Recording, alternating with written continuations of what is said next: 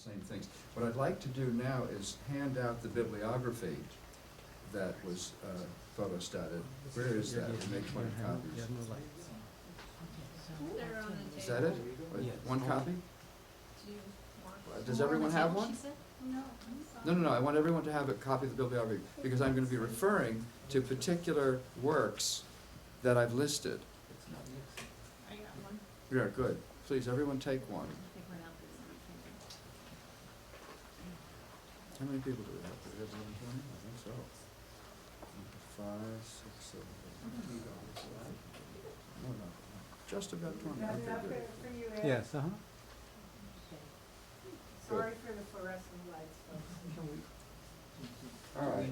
We have the live cast. She wants to record it, she wants to broadcast it. The other thing that he failed really to make a strong on the deep state. He says it's this vague thing that's operating this corporate governmental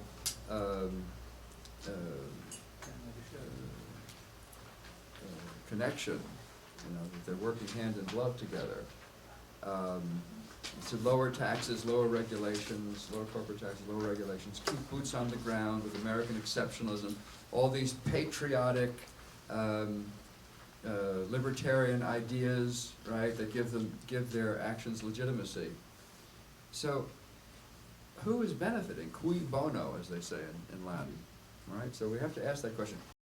He touched this. He sort of grazed it, but he didn't insist on it. But we must, because a knowledge of who benefits will help you use the concept to evaluate political, economic, and general news information that you get. See, with a perspective, they can't touch the interests of the deep state, so we can hear everything but NPR. Right? Listen to NPR. Right? We give you the news behind the news. Right? They pat themselves on the back, right? No, please, I love laughter. And yet, they won't go near the interests of the deep state, the economic interests of the deep state. Of course, these are the economic interests of the 1% or the 1/10 of 1%. We're talking about the plutocracy, the oligarchy. Okay, those are the individuals who are benefiting from the actions of the deep state. Notice Lofgren also said, he very, very well put too.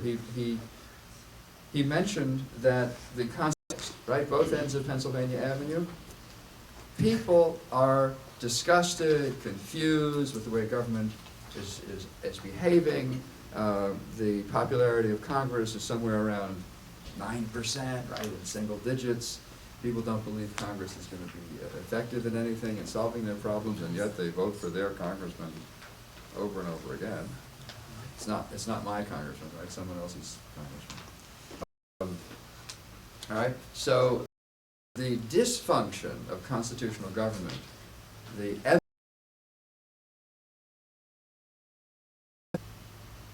all right, and of course he didn't talk at all about what we can do about it.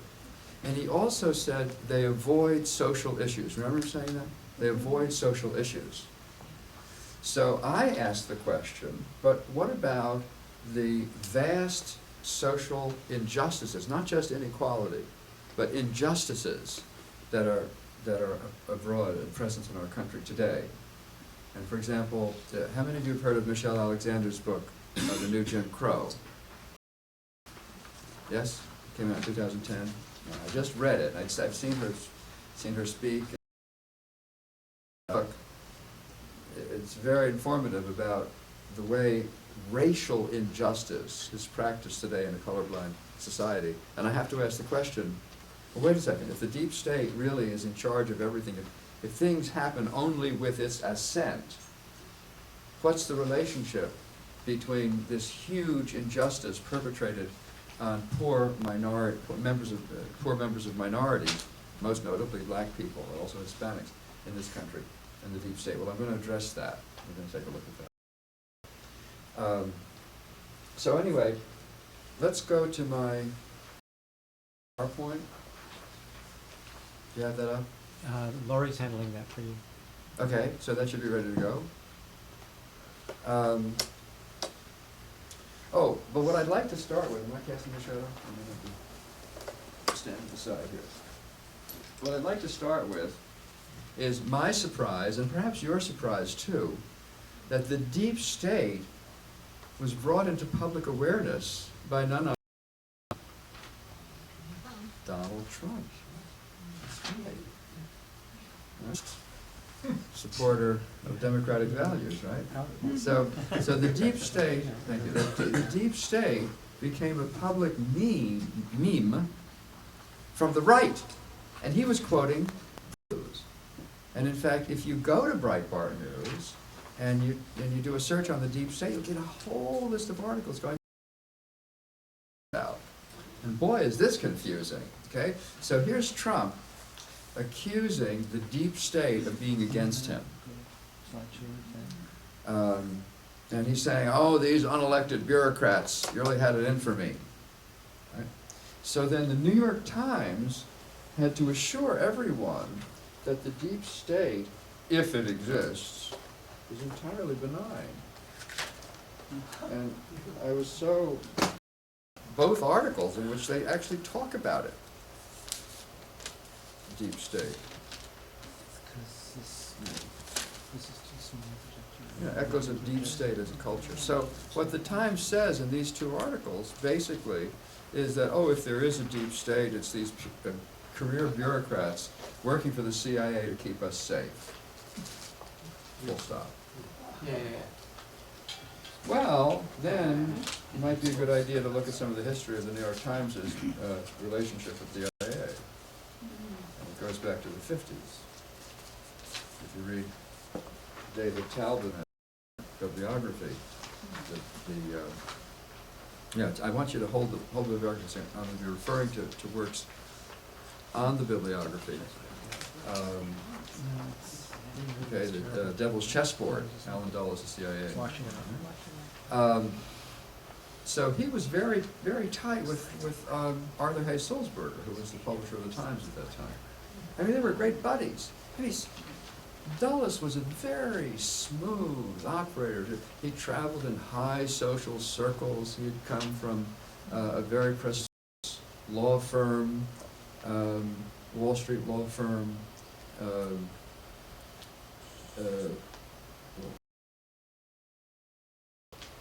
Harriman.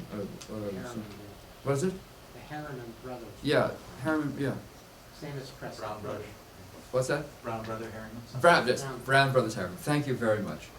And incidentally, Brown Brothers Harriman occupies today a very large black marble building that overlooks the site of Occupy Wall Street.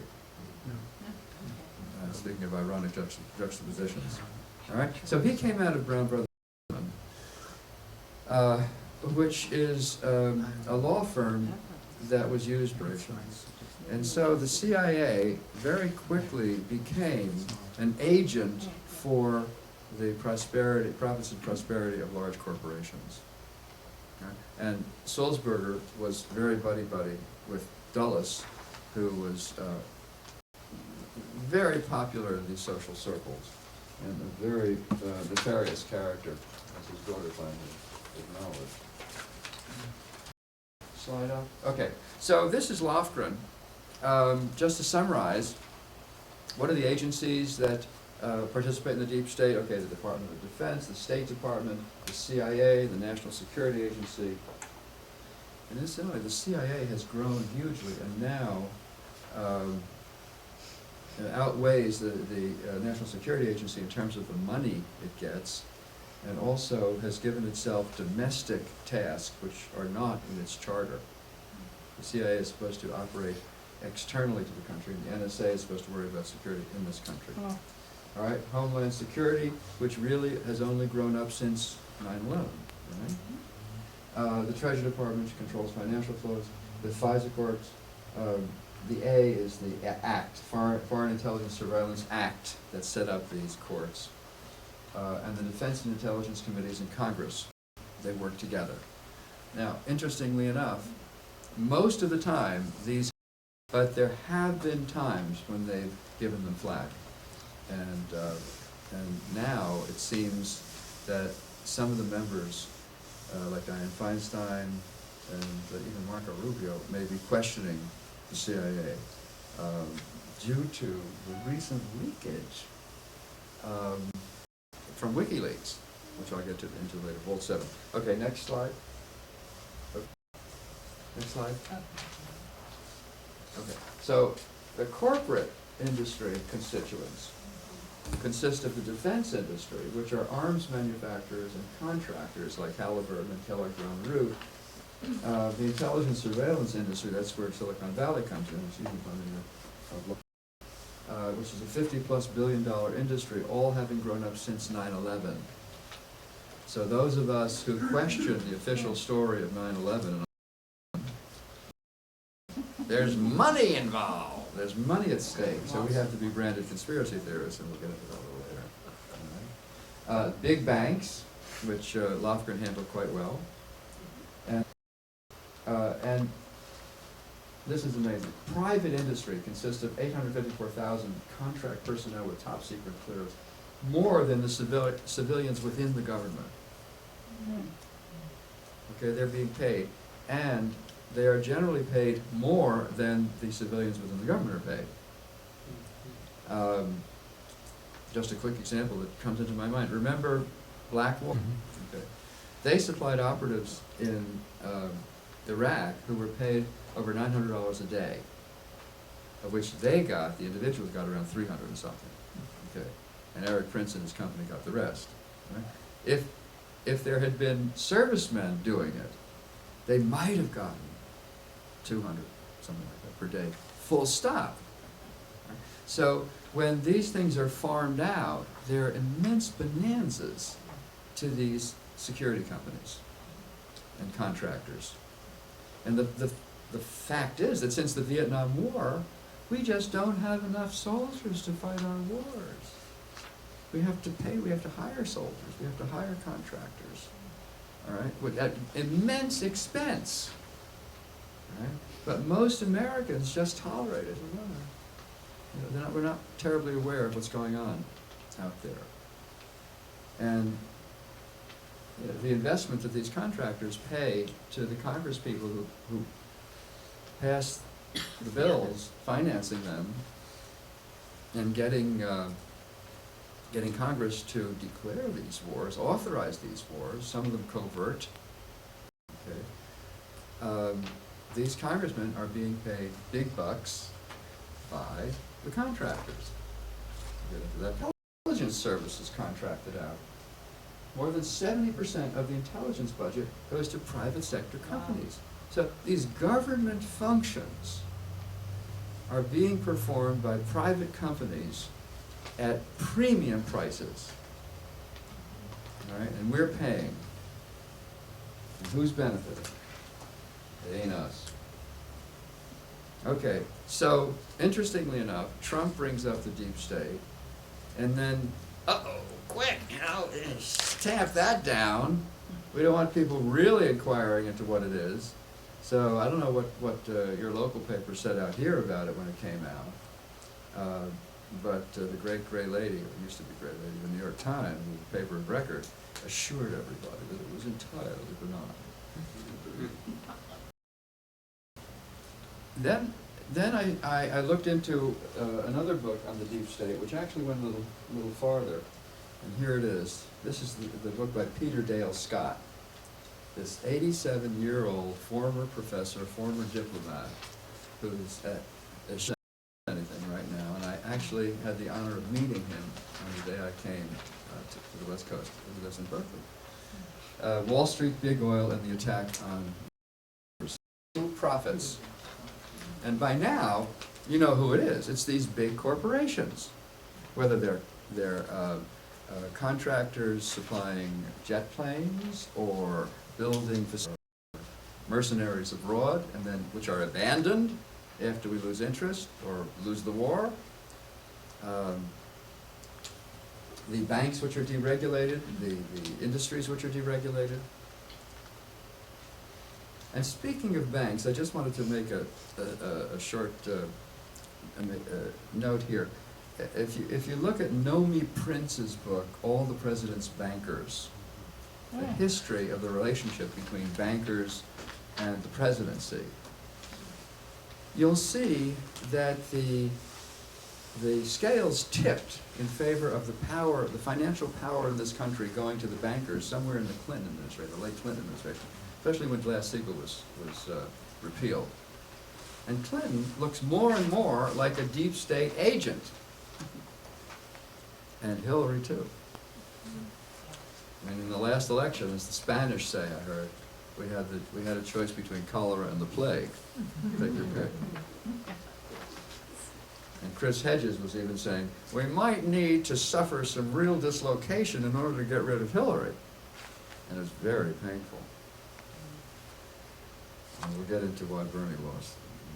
Anyway, you know, you read this book and you see that Franklin Roosevelt had, you know, he was hated by the wealthy, hated by the banking. Chase, who died in 1974, and James Perkins of National City Bank, which became Citibank. They were on his side. They believed that the banks must cooperate. So they worked with FDR to pass the banking regulations and the SEC and so forth. That's Securities Exchange Commission, SEC. But by the time Clinton came around, the bankers had enough power to push back and overthrow the alleged altruistic bankers had put together. And you know what Glass-Steagall did to separate investment banks from commercial banks. Okay, now go to the next one. Next slide. Back. Okay. Yeah, you went to 2. Is that one more? Is that the third one? It'll say. Election Oh, there we go, election corruption. Let's go. Is that the third one? I'll start from the It'll- half.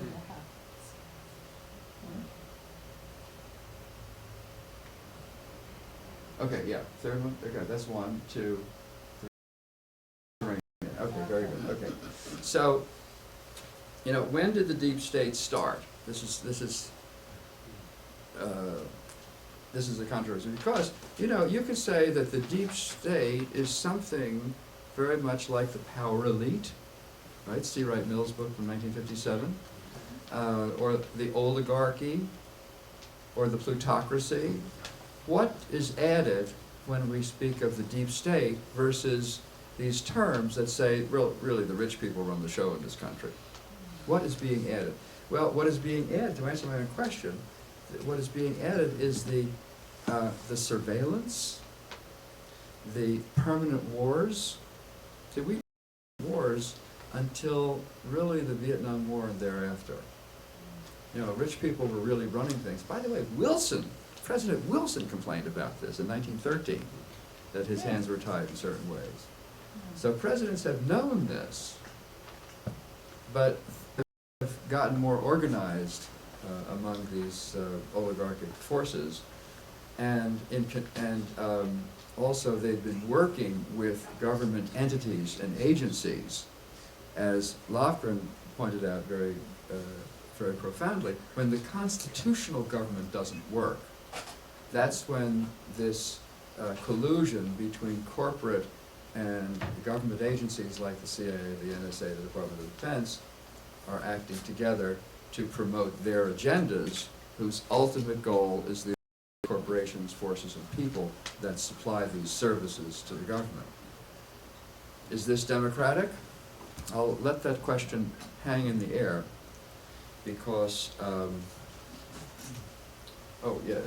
very quickly, these are some of the efforts to rein in the deep state. In '61, Kennedy fired Allen Dulles from the CIA pursuant to the Bay of Pigs invasion.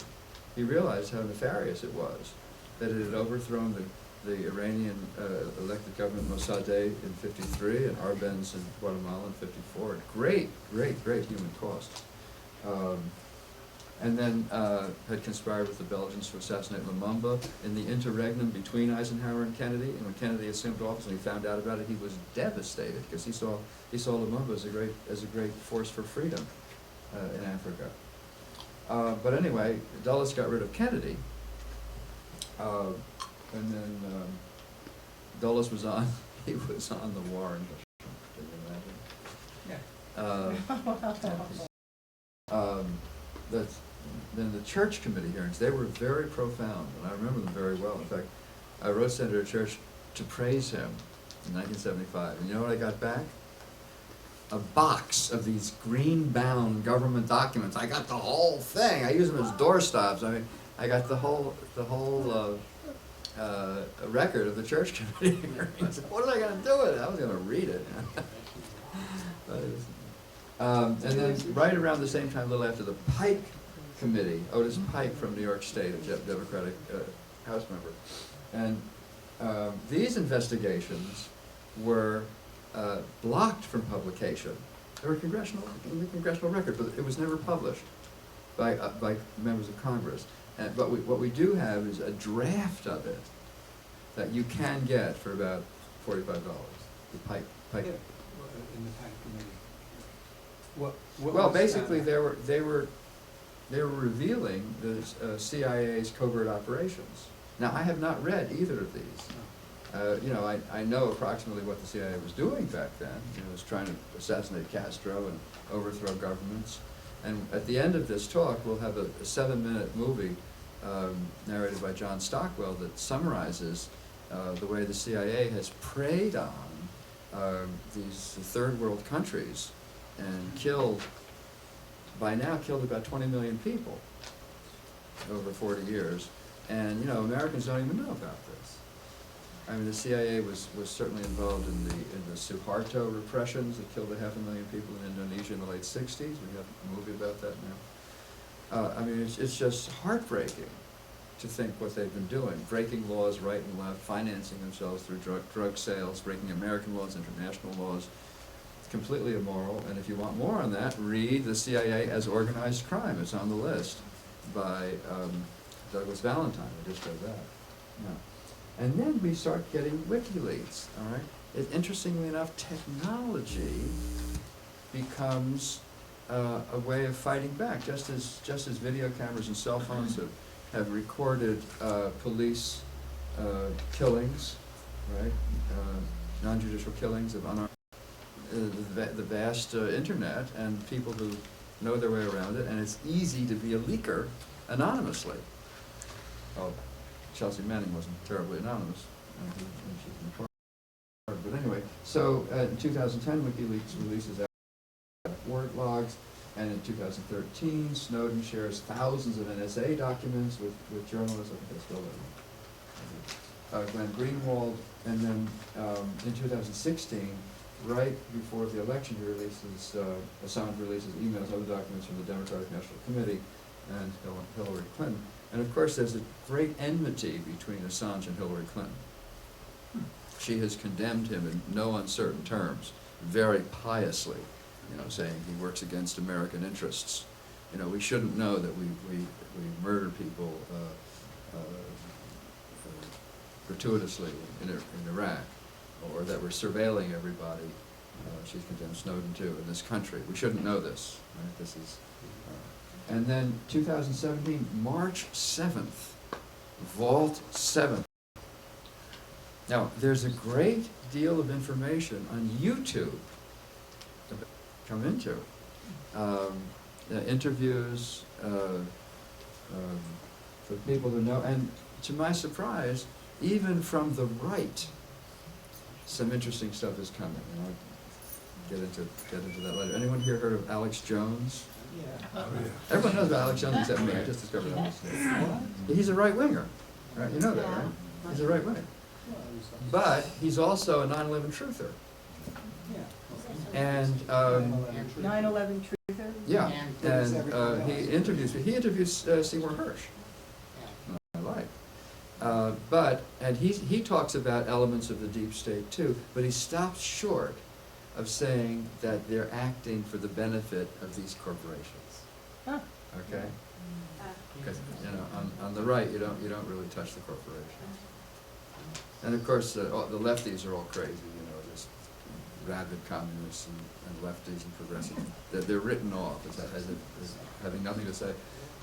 But, you know, if the two sides would get together, the way Nader has predicted the convergence, of course, Nader talks about a convergence of interests between people on the right who are suffering from corporate actions, globalization, perceive the depredations of the corporations.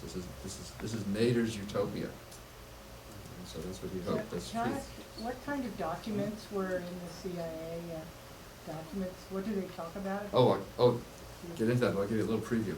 Yeah, they talked about the software that's being used to surveil our cell phones, Ugh. starting with iPhones and then going to Androids, and the Samsung Smart TV, which is really on when it says it's off, and can be a microphone. I mean, Oh my God. this is fantasy stuff, seriously. And, yeah, so Assange revealed not just that they exist, but the actual code. Now, there are some pretty serious things here. One, it's out. Anyone can use it. Not just the CIA can surveil you. Putin can too. You know, or some 15-year-old computer genius in Indonesia can, or India. You know, it's out there, and the CIA did not classify it. You know why? Because they just concealed it and hoped no one would notice. Because no classified information is allowed by law on the internet. Probably for good reason. Right? So they didn't classify it, which means it's public domain. It's proliferated. Right, so Assange has distributed it worldwide. It's blown the CIA's cover on this, and incidentally, it's lowered the value of the stock. Wants those phones that can be so easily penetrated. You know, we'd rather have something made in Finland, for example. Amazing. Let's get on. Wow. All right.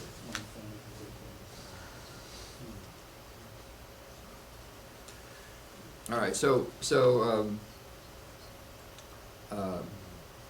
now, Lofgren doesn't really mention the structural deep events that Peter Dale Scott does. It's very important to understand that not only is this stuff going on like an undercurrent all the time, but every so often there is a strong intervention, some kind of event, affects the world and causes a number of consequences which financially benefit the deep state.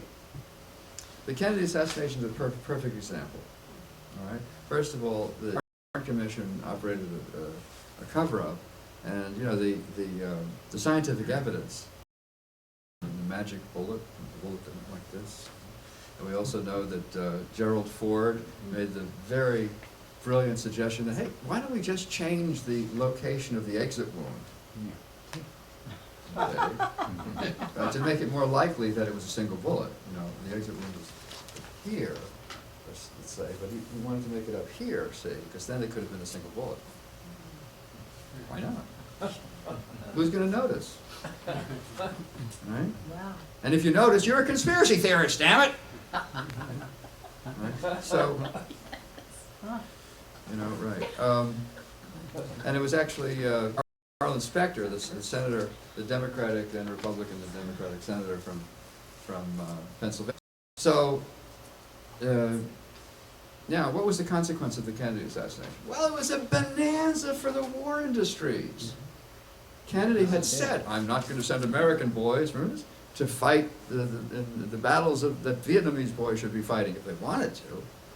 I mean, Ho Chi Minh was a huge hero. I was in Vietnam in 2014, and I came away with so much respect for Ho Chi Minh. And he was the great promoter of the aspirations of colonies and former colonies. He always trying to get the attention of Stalin and Mao, you know, the heads of these huge communist empires. And we're just little guys here in Vietnam, but we deserve some consideration too. And look, the Americans are kind of coming after us, not after you. They never tangled. We did tangle with the Chinese in Korea. So the Vietnam War, where, you know, the American statistics are still on my mind, 58,000 soldiers killed? How many Vietnamese were killed? A million? You know, how much land in Vietnam is still untillable? I mean, I flew into Hue and saw the white areas in the middle of the peninsula that were bombed with Agent Orange that are still, you still can't do anything with. You know? And most people in Vietnam today were born after the end of the war. And I make sure to tell people, you know, I was very sorry and I was protesting the war. And they said, thank you. How can I sell this to you? It was a wonderful place. Vietnam was a fabulous place to visit. Extremely friendly, very cheap. Okay, so then of course we had the anti-war movement. Well, you know, you can get around that and still make your money. Johnson had to resign, okay. Watergate, was that a calculation to get rid of Nixon? I don't know enough to say it definitely was, but there are people who say that's another deep structural event. Then Nixon was pardoned by Ford, and then Ford was not elected again. Then there was the October surprise, the kidnapping of the American diplomats in Tehran, which basically lost the election for Carter. Then the Iran-Contra scandal during the Reagan administration. It's totally illegal dealing with Iran, and the money then was sent to the Contras in Nicaragua, which we weren't supposed to be involved with. And that story was broken by Danny Sheehan, who is one of the major deep state authorities. And he will tell you, I've heard it, you can find the talk on the web. It's a brilliant talk about, oh, you're a 9/11 truther? Be ready for some flack. Here's what I proved in the 80s. And the press wouldn't believe it, and we were dismissed and hated and so forth. This was part of the 9/11 symposium at Cooper Union last September 10th and 11th that I attended. And of course, 9/11, the supposed attacks, which, if you believe the official story, I have a bridge I'd like to sell you. If you look at the videos, they couldn't. Even if the heat from the burning jet fuel could melt stainless steel, even if it could, it would have come down slowly, decelerating as the floors slowed it down, right? And it would have tilted, it would have come down first in the section that was burning, and then the other section that was not burning would have maybe come down later or stayed up, but no. It came down symmetrically, all at once, and in an accelerated fashion. You just can't do that from burning. And then Building 7 that wasn't even hit, right? But they had records they wanted to destroy. What? There were records in there they needed to destroy. Absolutely. CIA records, Enron records. Giuliani's headquarters, right? Maybe the planning for the whole thing. So the charges had to be put in earlier. There's a wonderful 9-minute video. If you look up Building 7, the conclusions were that it came down from debris. Excuse me, the debris hit Building 4, 5, and 6, right? Which were shells. They were demolished, right? And Building 7 was left untouched by the debris. And then it came down at 5:20 in the afternoon, a half hour after the BBC said it had come down. I mean, one thing after another. What did the 9/11 Commission have to say about the Building 7? Nothing. Exactly. They refused. They refused to even consider it. Excuse me, but this. What about conspiracy theory? Yes. The most telling thing I remember on that morning was there was a phone call placed to the landlord of Building 7. And he said, oh, the humanity, oh, we're going to have to pull that building. I remember Silverstein. Well, you mean Larry Silverstein? Yeah. Larry Silverstein, who of course had leased the property. Are you talking about Silverstein? Yes. Yeah, right. He said that later. My information is he said it later. We decided to pull Building 7. He said it in the pit. We decided to pull Building 7, and that's demolition speak for demolish. So you're right. But my information is that it came later. But we have it on. There was actually a phone call before. That's very. I didn't know that. We have it on video that he said this, and it's in the. people to pull the building, yeah. Yeah, It was I've really seen what it she's on video referencing. too. Yeah. And I'll get to you in a second. And then the explanation for the guide to refuting all of the 9/11 truth, so you know it has to be patriotic. They said, oh, he was referring to the firefighters in the building. There were no firefighters in the building. Anyway, yes, sir. There was an interview on YouTube. Louder, louder. An interview that you can find on YouTube of Donald Trump being interviewed on the day of 9/11. Really? Because, of course, he built all these high skyscrapers, and this was from a mainstream media. And basically, the person, the news person, was saying to Donald, there must have been a defect in this. He built this in the towers, right? Because the way they came down. And Donald Trump said, "Oh no." He was mystified the way they came down. He says, "No. The World Trade Centers were built with all their supporting columns on the periphery." He says that's why if you look at those buildings, they had very small windows because the supporting structures were on the outside. Mm-hmm. And he said there's no way that that could have happened that way because it was built super strong, and I have pictures of planes just flying right through the buildings without even stopping, coming out the other end, which is some type of visual. Mhm. But what is interesting though, actually Donald was a friend of Silverstein too, although he still is. But anyway, about a week later, he's interviewed again, Donald Trump, and he sort of changed his tune. Definitely changed his tune. Yeah. So I got the impression, looking at these two YouTube, that he was not in on this, Donald, and he was speaking, as a builder that knows about buildings, and then someone probably said, Donald, you shouldn't really be talking about this, just leave it alone, don't get involved in this, and so he sort of, he had a different tune, I don't remember exactly what he was saying, he was just saying, Very interesting. going along with the story, let's say. And I really appreciate the books written by a theologian named David Griffin. Yeah, of course, Yeah. David Ray Griffin. Oh, he was the guy, I was gonna go crazy if I didn't have those books to read. Great. Yeah, and To Webster me, Tarpley's that was book, too. clarity, somebody was It's very telling it courageous. the way it had to be told. Very courageous. All right, yeah, we can go on and on about 9/11. Read the journal of 9/11 stuff. And they got away with it. So far. I'm part of the 9/11 Truth Action Project in New York. Yeah, but it's an uphill battle. And it's largely because of the power of the notion of conspiracy theory. And I want to get into that because the book, which you have on your now, another thing that Mike Lofgren doesn't mention is the role of election corruption in the deep state. And DeHaven Smith does. Peter Dale Scott does not. I mean, they talk about, okay, the Kennedy assassination, Watergate, 9/11, Iran-Contra, these are all the deep events. But then there's one long, drawn-out event that happens every election, every 2 years.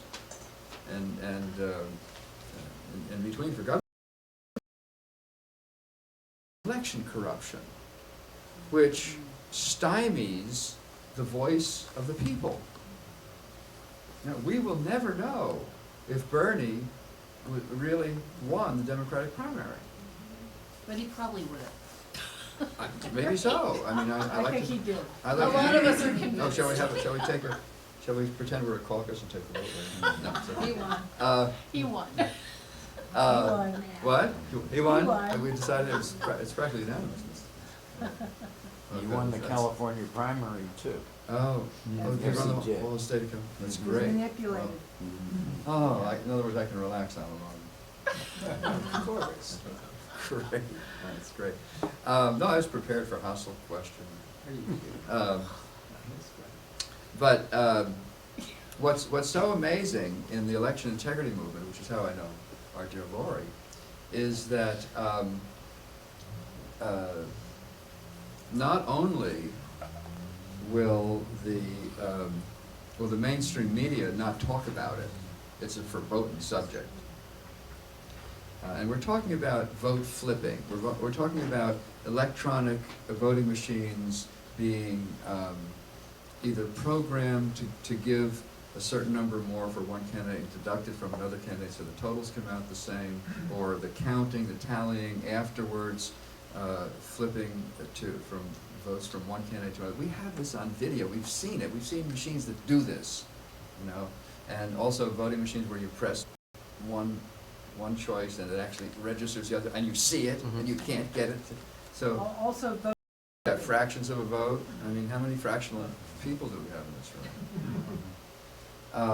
Okay, so we have this very hard evidence of it occurring, and yet you won't find one word of it in the Times or the Washington Post, or the Boston Globe, or the mainstream media, nor in the Nation and the other progressive media. Mother Jones and these Times. You know, I'm a longtime Nation subscriber, and here I am, you know, just getting into the election integrity movement, and I'm connected to Mark Crispin Miller, and they say, oh yeah, Joel, It's okay. just go talk to the Nation, see what you do. They knew everything. Anyway, so you know, little me, bushy-tailed, goes down to Irving Place, and I have an appointment with the managing editor, Rowan Carey. Right? And he's very nice to me. After all, I'm a subscriber. I love the Nation, blah, blah, blah. And I talk to him. He's very concerned. Yes, yes. And then I send him some documents, including the Amy Goodman interview with Harvey Wasserman, who was a colleague of Bob Petrake as they worked together. Much so. She don't know. She's the best journalist in the United States of America right now. Yeah, I love Amy Goodman, but she was a skeptic about election corruption, and yet she agreed to have Harvey Wasserman in and questioned him. I mean, how was it Obama won if there's election corruption? Well, the Republicans couldn't overcome his advantage. He may have won by 12% in 2008, and of course he officially won by 7%. All right, so they couldn't overcome. So a few months later, I see in the online Nation saying that, oh, these election corruption people, they're all conspiracy theorists. They blew me off. So Marcus and Miller said, yeah, you got it, Joel. See, you know, we knew that was going to happen. So when I read the book, The CIA as Organized Crime, which you have on your list, he talks about the compliant media, right? Right. There's the ultras, the media of the ultras, you know, the right-wing Fox News and New York Post and so forth. But forget that, they live in mythology. But then there's the mainstream media, which try to reassure everyone that everything's okay. NPR, New York Times, those are my sources in the New York area.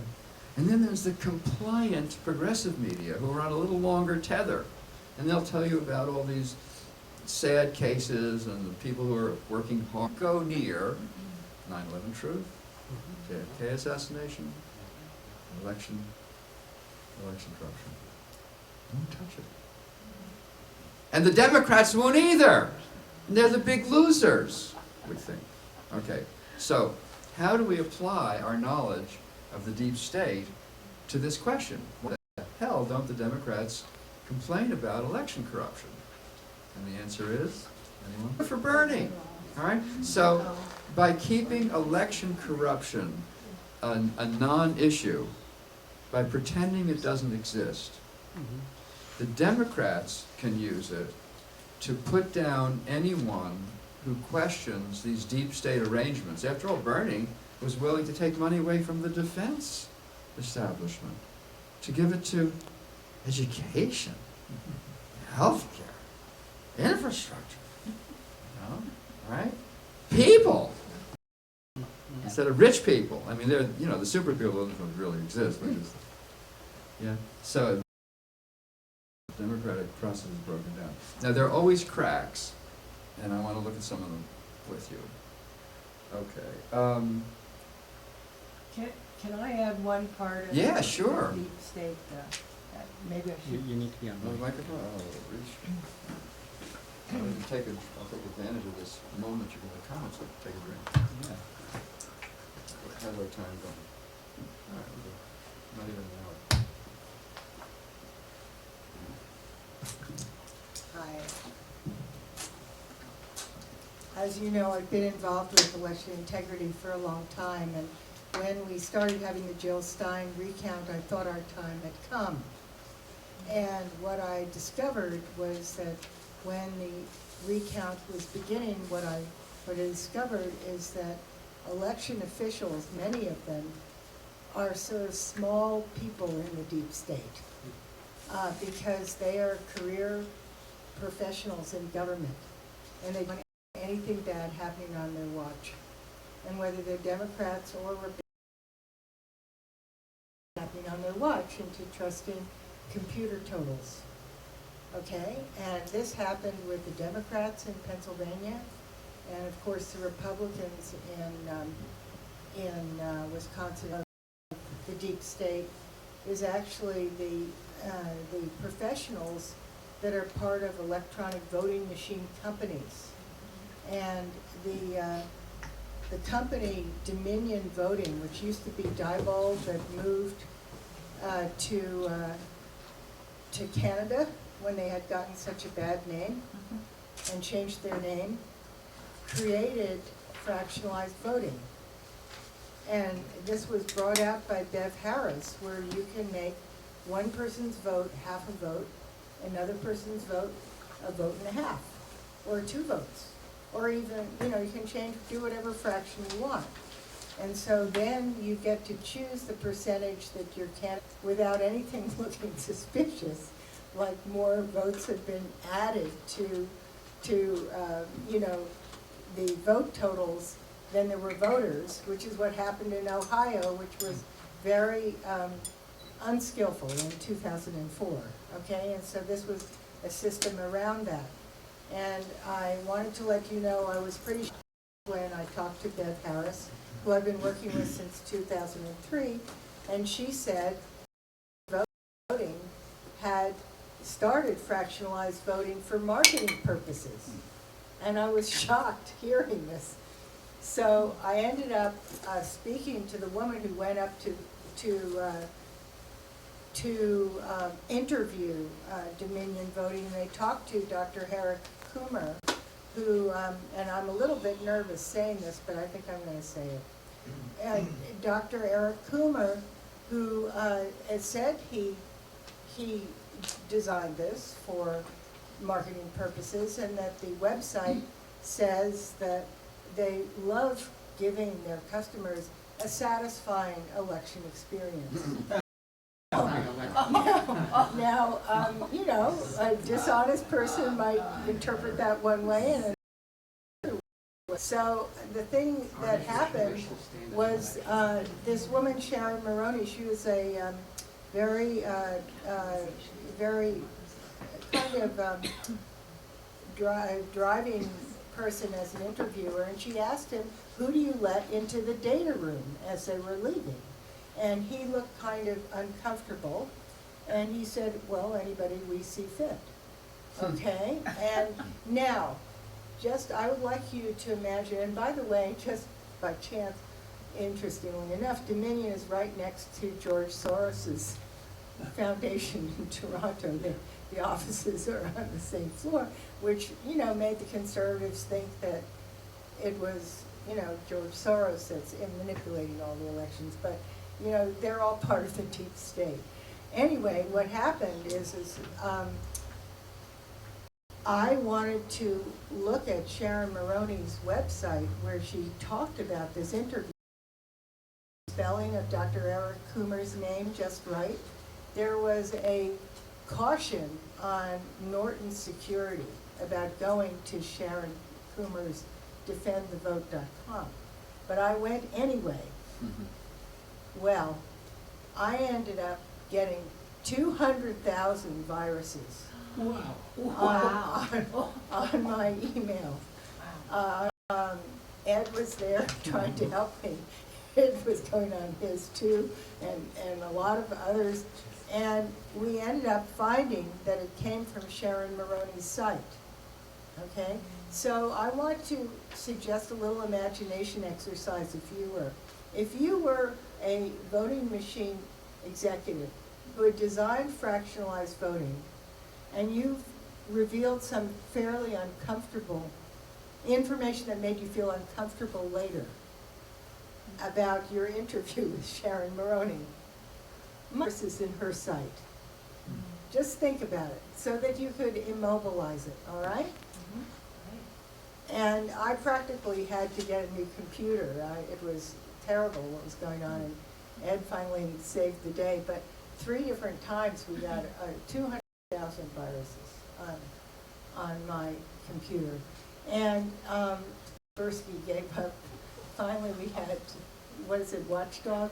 We used a hardware spam filter called MX Guard Dog. MX Guard Dog, which we still have. But I just wanted to say, I am very suspicious of this. And the last thing I wanted to say, and this is just my contribution to your thing, is there is something called preserving ballot images, which are photographs of ballots that a lot of election registrars routinely destroy for reasons I can tell later at this time. And that is, could help us have elections that we could count, because paper ballots are put in a big warehouse and held for 30 days before you can look at them. And it's very cumbersome and expensive, and the registrars really push hard against you doing it. Okay, so, I'm sorry, Okay, it was thank you. long, but. Thank you. Yeah, no, every one of these issues represents volumes and volumes of information. So we're trying to summarize a lot here. But I'm the point that election corruption is one of the major tools with which the deep state and you're also saying it doesn't matter what side of the aisle we're talking about. oh yeah, exactly. And remember, both parties are feeding at the same trough, the same corporate troughs. All right. I like to think of the Republicans as the corporation's whores and the Democrats as the corporation's handmaidens. So take your choice. And then when an upstart candidate comes along, you know, they put him on television, for God's sakes. He got the same rights as everybody else. It's just that when in the back rooms they sneakily destroyed his candidacy. So he started. So did Mr. Salzberger. What's that? So did Mr. Oh, yeah. Salzberger. Are you kidding? The New York Times and the Washington Post supported Hillary right and left. I mean, there was even an article in Harper's about, there was something like 14 negative articles about Bernie to one positive one. It was so, the reporting was so prejudicial. And then Jill Stein. Oh my God. I mean, I know people who, in New York, who think of themselves as very well informed because they read the New York Times. And you know how laborious it is to read the New York Times? You know, you read the New York Times and you're done with the news. Yeah, I've done it, you know, I've paid with my time. And I hate Jill Stein. You know, she was a spoiler, right? Hold on. Jill Stein was the only honest person running in that election, the only honest person. How can you say that? Plus, she's lovely. We both vote for her. Bravo. And I know her. And she's going to be on my panel, my election integrity panel, at the Left Forum on June 2nd. So please come to New York. Yes. There was a statistical summary of about 13 states where the exit polls versus the actual results were impossible. We're impossible. Simulation, very neat programming. Yeah. Okay. Yeah. I mean, Jonathan Simon, I think I have, his book is on your So I'm going to right? request that we Code hold, Red. I'm What? going to request that we hold our questions at the end, and then maybe have whoever wants to ask them up. It just would help us out. Okay. In terms of the people Yeah, that are because you listening. can't be heard on the Sorry. Yeah, Jonathan Simon said that, you know, there were discrepancies between 4.1 and 7% number of congressional races in 2014, and between the exit polls and the actual results. And remember that a 2% discrepancy triggers a recount according to our State Department in elections in foreign countries. Right? So we have these discrepancies that start at twice that, right, and go to almost four times that in our country. No one says a word. And Simon estimated that if these had actually been honest elections, the Democrats would have 80 more House members than the Republicans. You know, and in 2014, there were something like 1.5 million more Democratic votes for the House than Republicans, yet the House went for the Republicans because of gerrymandering. And then most of gerrymandering. I mean, and no one's for the election. And then you get these damn phone calls to donate to all these Democratic candidates. So you're basically asking me to finance your winning by 55 or more %. Why should I donate money? Why should we all work that hard in these states, in these swing states? You know, if you were actually honest and admitted people coming up from the people, like Michael Moore says, you know, run as a progressive in the Democratic Party. Yeah, right, Michael. He doesn't know, or he didn't know at the time that he was recommending this. Remember, did anyone hear him say that? Yeah. Don't start a third party. Don't give up on the party. Just run as a progressive Democrat. We have the Progressive Democrats Association. Pull up, and they have the chutzpah to ask us for money when they're just throwing away 5%. Anyway, so I lecture them on the phone. Okay. And then how many emails do you get a day?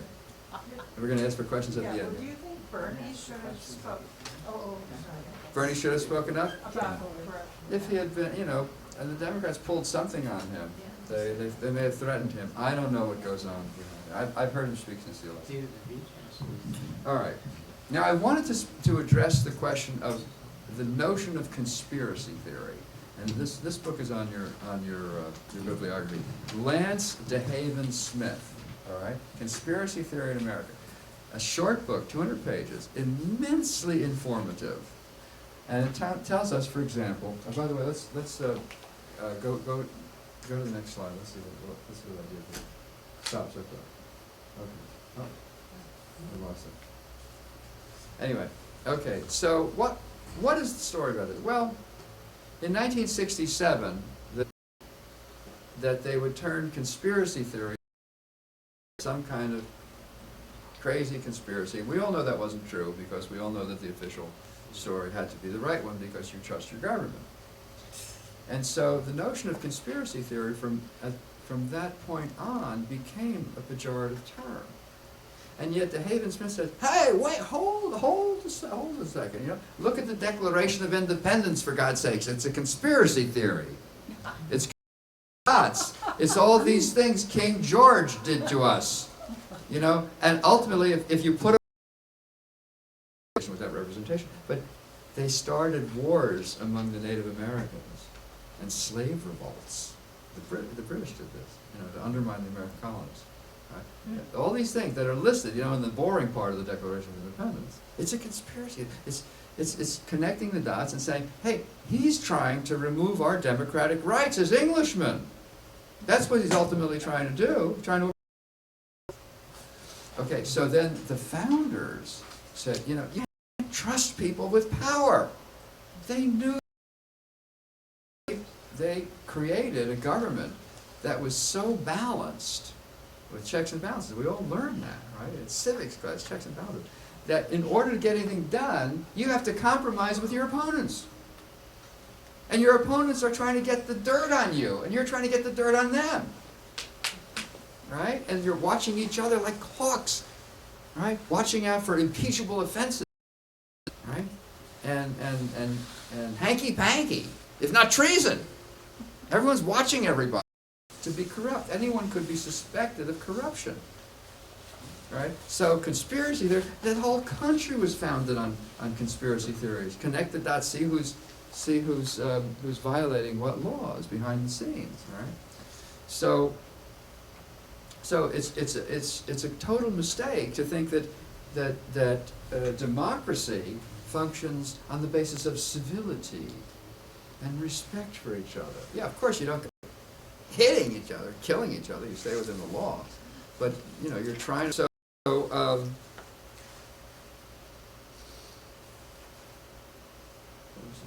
on. Next.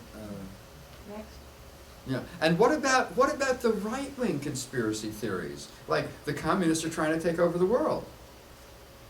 Or the US bureaucracy was riddled with communists and their sympathizers. Remember these? The civil rights and anti-war movements were communist influenced or even inspired. J. Edgar Hoover's theories. Conspiracy theories. All right. Not every conspiracy theory is correct, of course. But they were flying in all directions. And yet, you have otherwise rational people who say, don't talk to me about 9/11, anything other than the commission report is a conspiracy theory. Don't talk to me about the JFK. So forth. You've heard this, I'm sure. Have you? You've run into people. And you can say, what can you say to those people?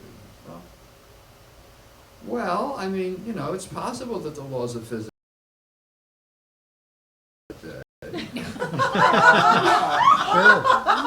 That's what I say. It provokes them. One of my dearest friends, a scientist whom I've known since the 5th grade, I would say, oh, that 9/11 truth stuff, that's all junk science. He finally said, okay, Joel, I'll give you half an hour. So I went over his house, and I looked up that 9-minute video on Building 7, watched it, and then he signed my petition for reopening the investigation. That was cool. He's an honest man.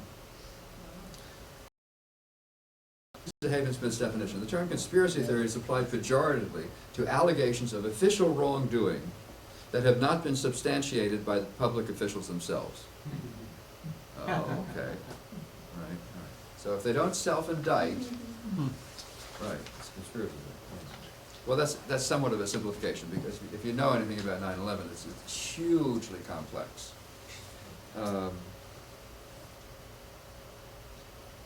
Okay, so Lance DeHaven Smith talks about these events, instead of deep structural events, he calls them state crimes against democracy, or SCADs. And I love the acronym, because once you have an acronym, then, you mean you don't believe in SCADs? What are SCADs? Well, they're state crimes against democracy. Numbskull. And they're done all the time. They happen all the time. You know? And so these people who warn against conspiracy theory say, well, don't connect the dots. Don't read the Declaration of Independence.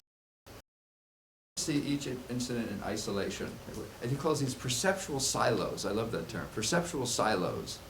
You keep all your information about,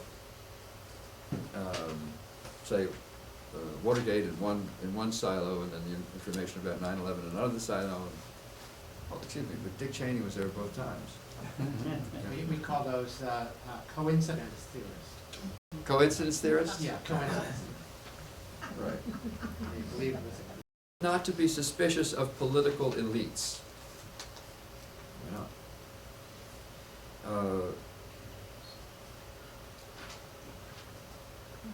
Okay, so, and once again, the mistaken belief that democracy is based on public trust and civility. It ain't. It's based on suspicion all around, and negotiating with your opponents. That's the way our system is set up. It's breaking down. It's breaking down. Because the two parties, again, are feeding at the same trough. They're not really opponents. But yet, on the political scene, the partisanship is rabid, right? So it becomes dysfunctional in the occurrence, in the daily workings of our government. And that's when the deep state needs to come in and say, well, here's what we need to do. These right-wing sources like Alex Jones, who are serious Trump supporters, they believe that Trump is going to reform things. Do not, somehow the fact that he's appointed all these billionaires to his cabinet has just gone right by them. And they're not asking the question, who benefits from these SCADs, from these deep state actions. And they're coming out, and people they interview, and the former ex-CIA people like Steve, what does his name say it again? Pichenik, right. He's very convincing. He's very convincing. And he's there as a patriot, saying he doesn't like the corruption of the CIA. And damn it, I agree with him. But he's not talking about who profits from permanent war, and that's what the CIA is up to. You read the Douglas Valentine book, The CIA as Organized Crime, and you see that the Phoenix program that was developed as a subversive program to corrupt people and to get them to change sides during the Vietnam War, and to target people who wouldn't be corrupted and assassinate them, right, has been used and refined in Afghanistan and Iraq. And this is supposed to win wars for us. And guess what? If it doesn't, we still make money. That's the genius of war. And whose money is it? Whose money is it? The oligarchs. That's what's going on. He did talk about the generals. Maybe you want to mention, The generals? yeah, the generals and their relationship with the defense company. I mean, that's part of the revolving door that, in many departments, health. That's for the guy on the comments. All right, so, Yeah, so,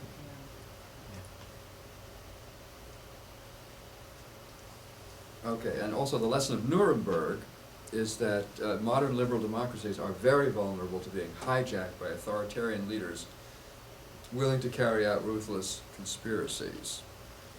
Now, the neocons like to cite Leo Strauss. Leo Strauss is conservative political theoretician, political philosopher, you might call him, who in a kind of a Platonic way said that leaders must be able to tell noble lies in the interests and benefits of the whole country, right? The ethos of noble lies becomes completely corrupted and self-serving. So that's what you can tell the next neocon you run into on the street. Okay, and U.S. military and intelligence elites frequently and routinely manipulate public opinion and domestic affairs as a matter of policy. And then this gets us into false flag operations. And here, this is a very fascinating and somewhat gray area. Kevin Barrett, I gave you 3 Kevin Barrett. Kevin Barrett has been quite eloquent about false flag operations. Very, very interesting guy. So, let's say we accept the notion of the deep state, and we accept the series of SCADs, right, state crimes against democracy. Then we can apply this kind of orientation, this political philosophy or political economics, to other questions, such as the war on drugs and mass incarceration. And this is my contribution. And next time I see Peter Dale Scott. So I'll give you a very quick summary. How does this mass incarceration work? First of all, the statistics of mass incarceration. Why don't we move ahead? Let's see if we can catch up. Oh yeah.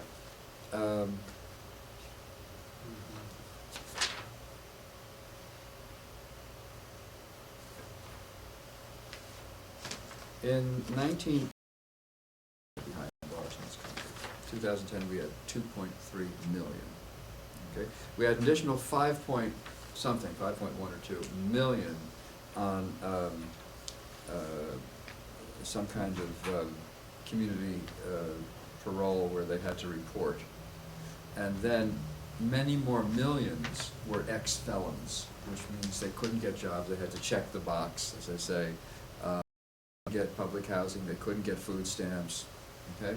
So their lives were severely become felons in the first place.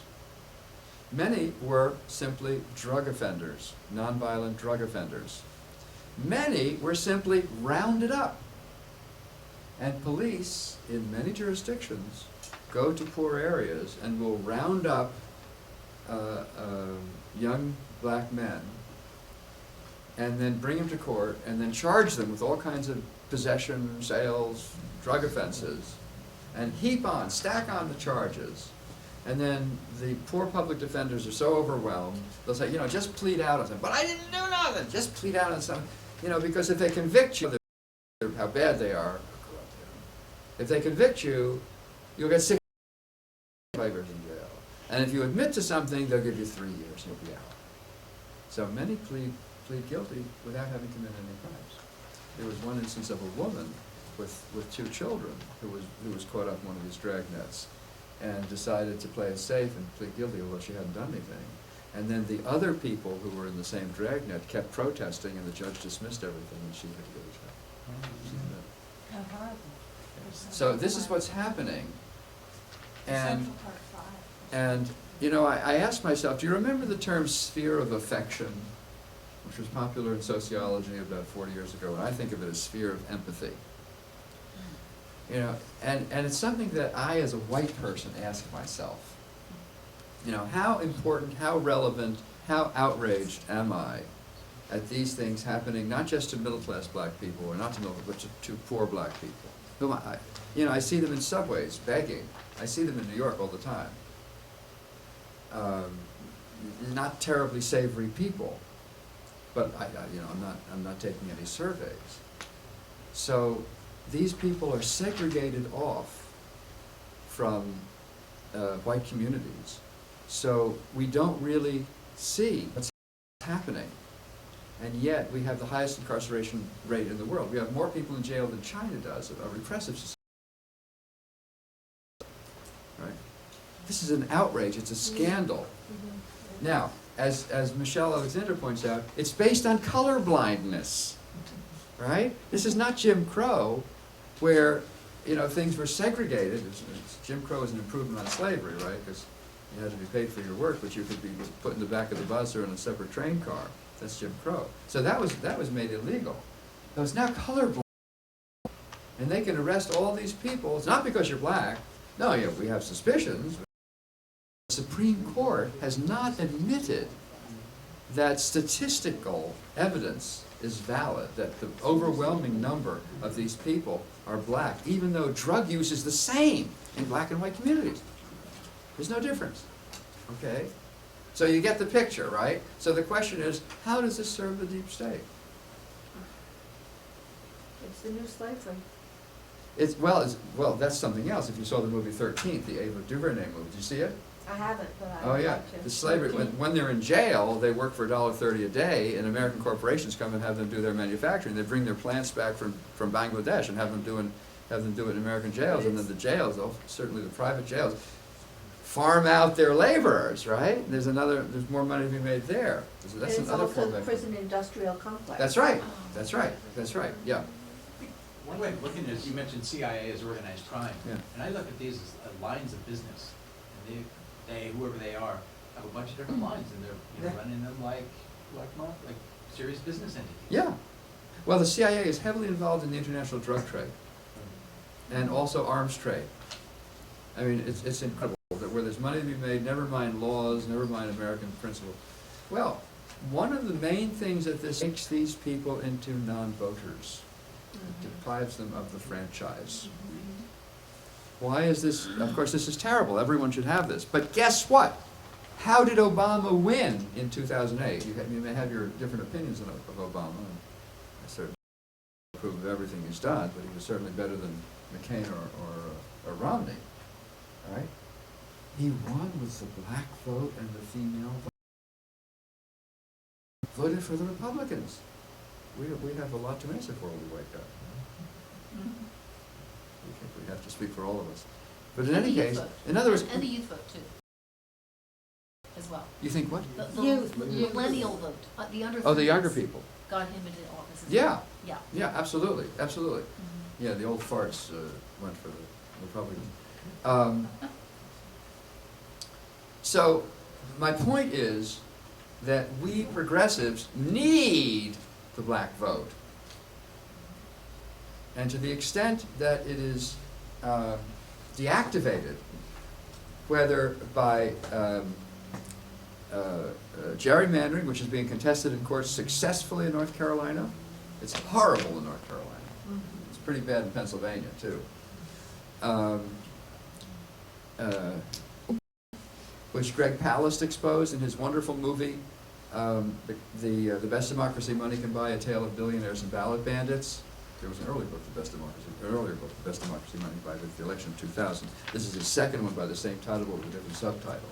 I saw it in the movies twice, and I read the book. It's a little thin book. And you can see it for free. On Facebook, go to Greg Palast Investigates and scroll down, and you can see this movie, this 90-minute movie, for free. It's brilliant. And the guy did the graphics for that movie who did Roger Rabbit.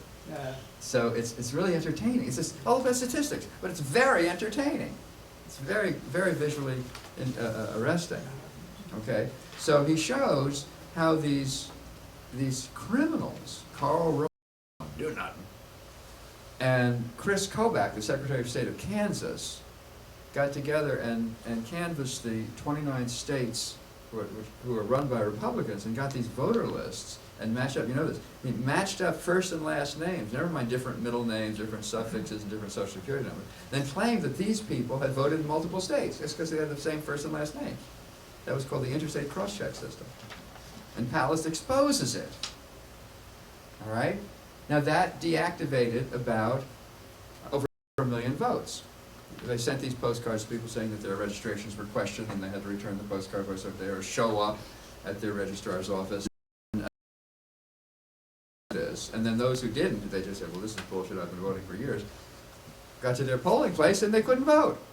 Black people, Hispanics, Asians, people who were likely Democratic voters. Right? Totally illegal. Palast exposed it. Where was this brilliant movie talked about in the press? Virtually nowhere. It was mentioned in Rebecca Solnit's introductory article to the Harper's in the April issue. That was it. And he advertised in the Nation. Oh. I once asked him, "What do you think of the Nation?" Because he said, "I really don't like the Nation."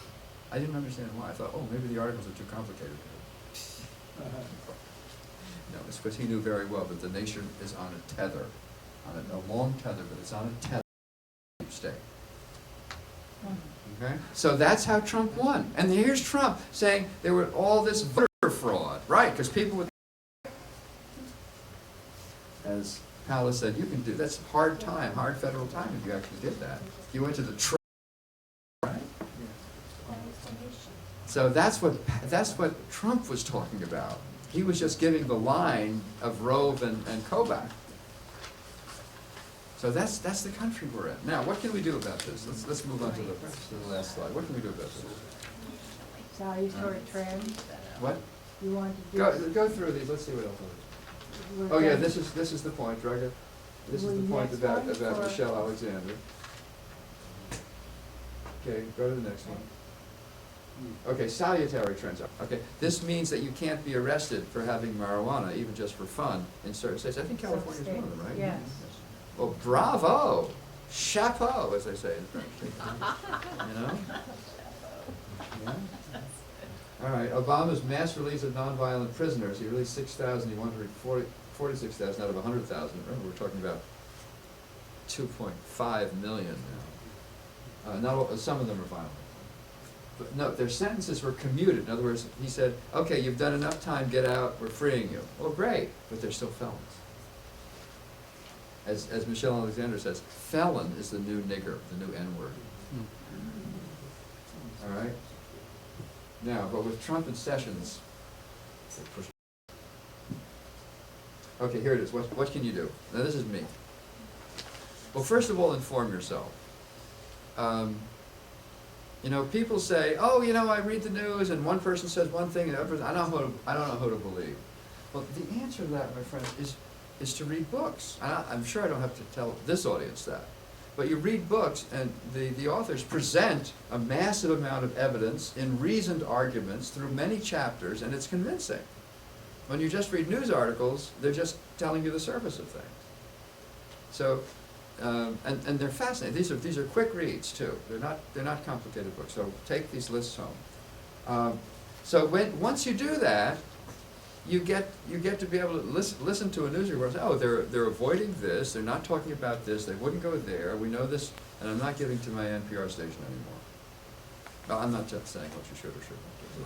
I don't say. I send money to WBAI, which is the KPFA of the East Coast. Now, see, work with election integrity movement. See, I still believe that the election integrity movement is like the pivot, the fulcrum of the deep state. You know, these people are violating overt laws. I mean, how do you get someone, you know, who votes money to pay for contractors in a war in Afghanistan? It's very hard. But someone who's faking elections, corrupting elections, flipping votes, that's real violations, right? Right here and now, close by, and your news media are not reporting on it. So it's still, I think, one of the weakest links in the deep state structure. Because if we can push that, then we can get actual progressives to run and be elected and change some of these things. Okay.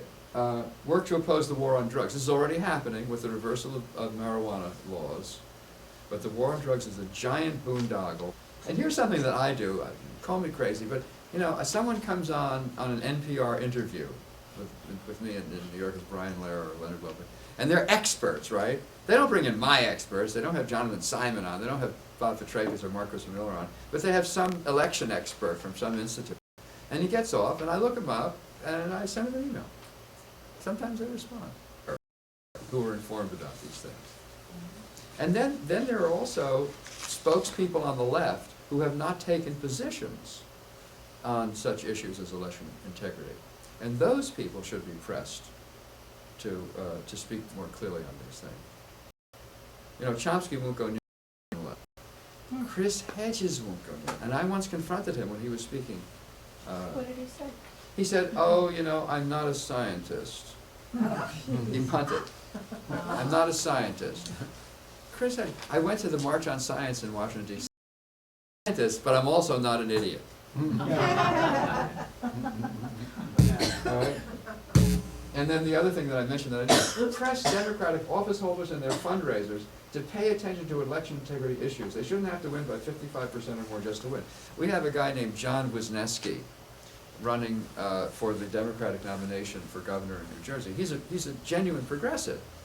And I went to one of his presentations on health, and I collared him afterwards and said, you know, are you aware of the election integrity issues? And he wasn't. Oh, would you send me something? Sure. I sent him a ton of stuff. Anyway, thank you so much for your kind attention and for your laughter. It's been a gas. It's been wonderful talking to this audience, and I want to take you all home with me to the East Coast, but you may have prior commitments. Anyway, thanks a lot.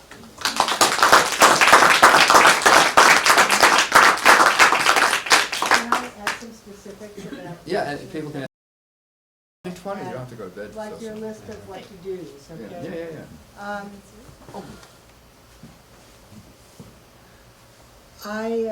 I want to mention that what is a very important thing, because if you have a paper ballot and if you question your election and if you're not allowed to look at it for 30 days and if the media celebrates the new winner, your ability, there's never been one person that's gotten on, you know, has been able to get past that hurdle, okay, of getting to have a significant political office based upon having been able to look over the results, okay?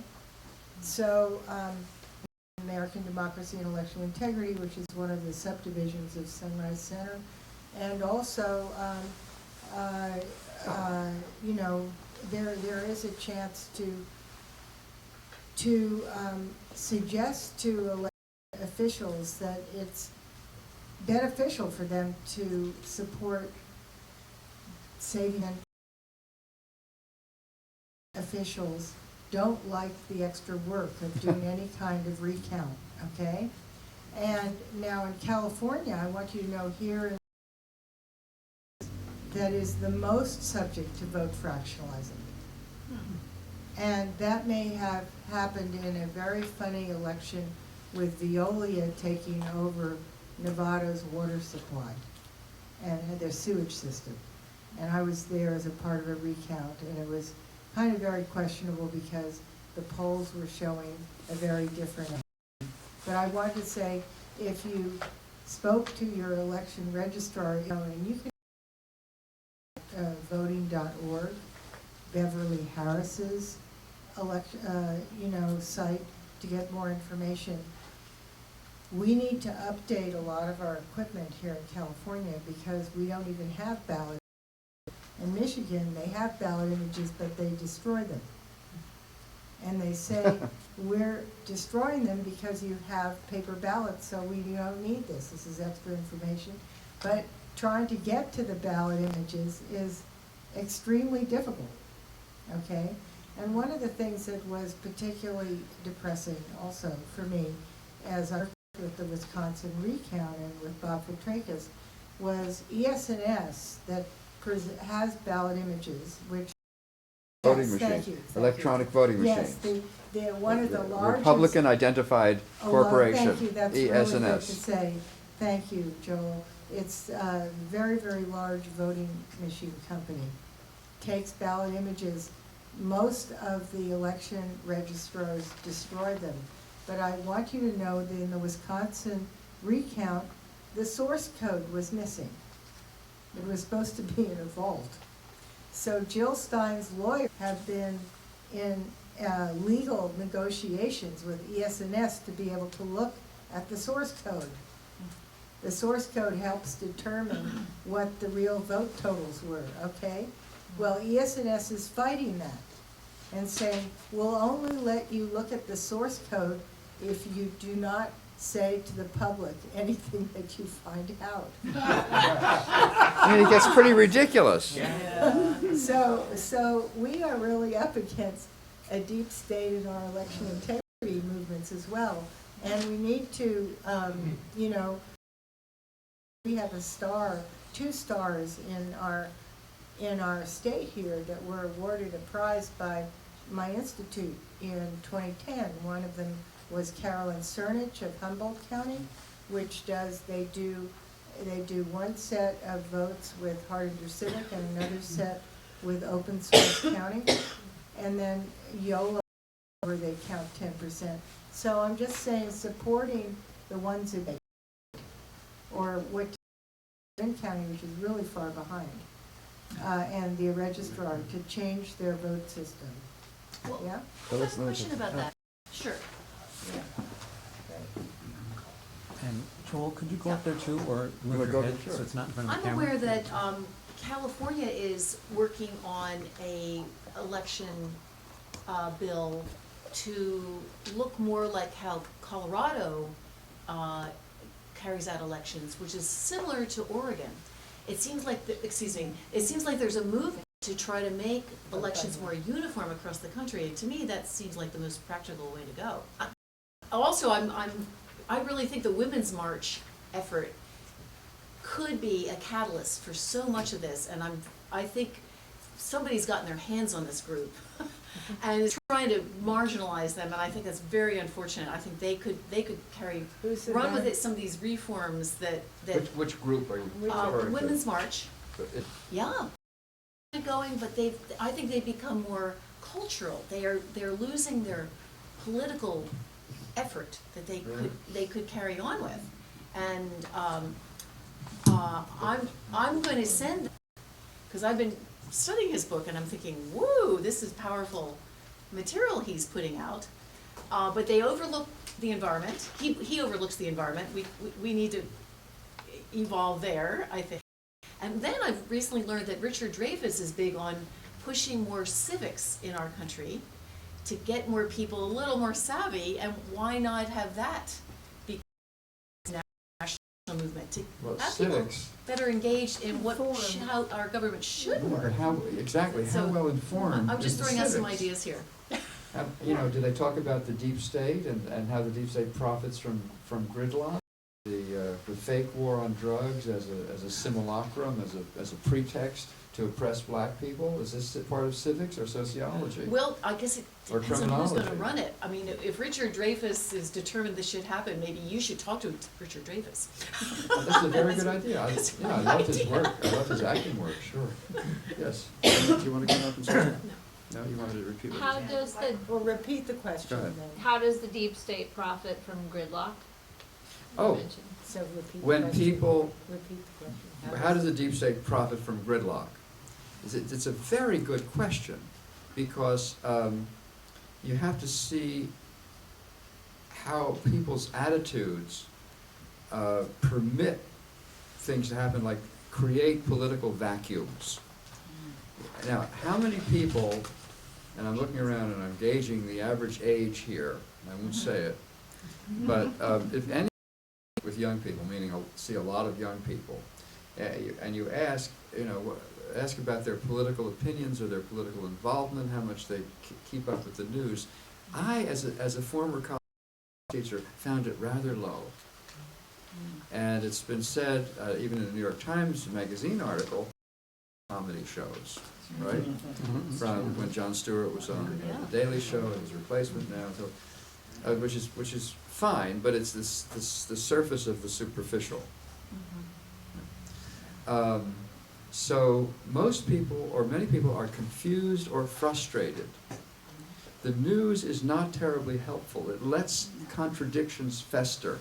That's why you have to find the news. Because NPR ain't gonna tell you.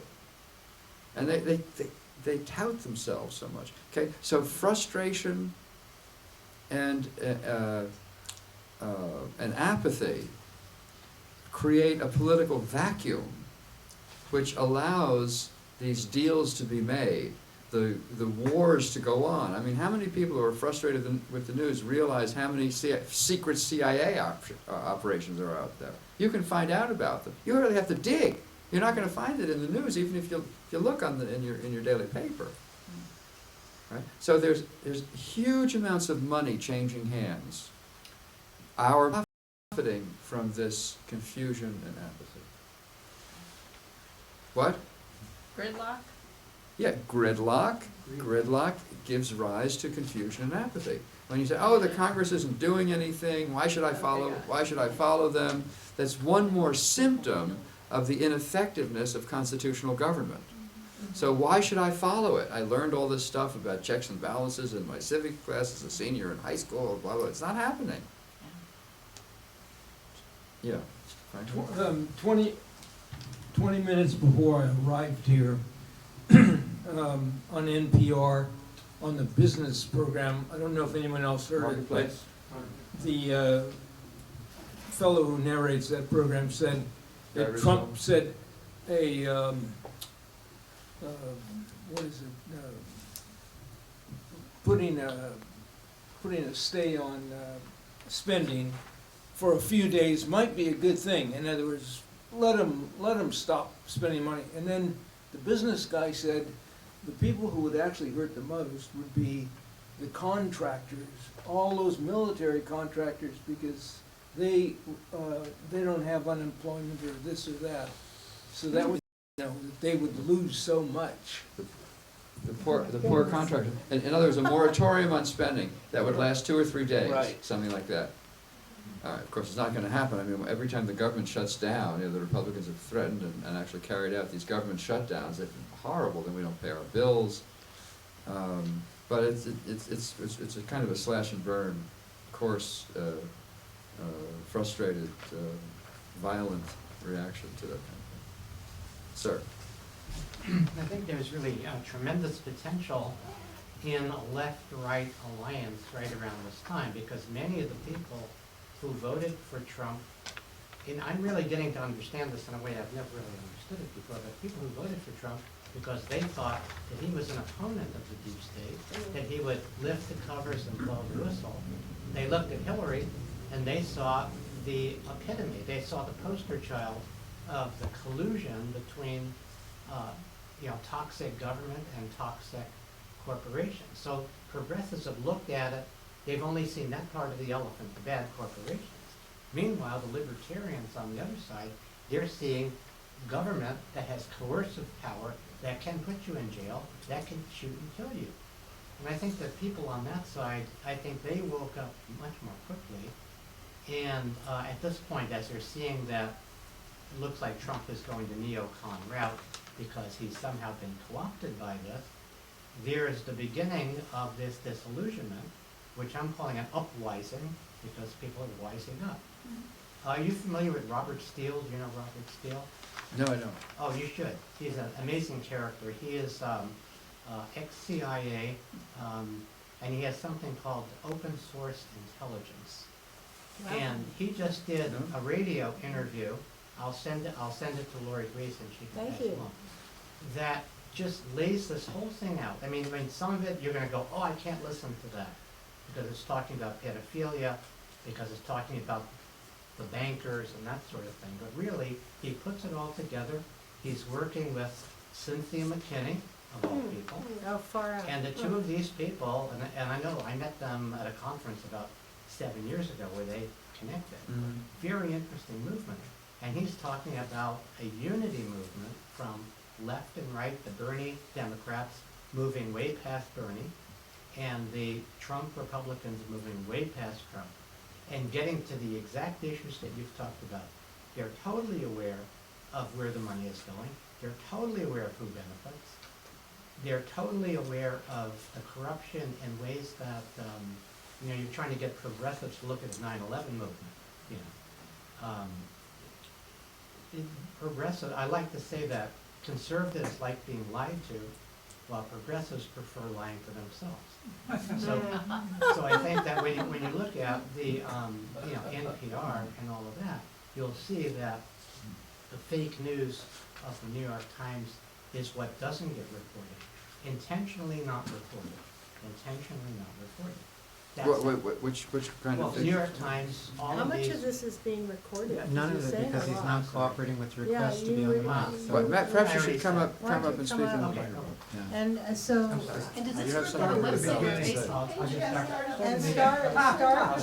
and start with a quick Start at the sentence that beginning. summarizes. Quick summary is that the uprising has been taking place on the right, beginning with the Tea Party movement, and culminating in people looking at Donald Trump and going, he's not Hillary.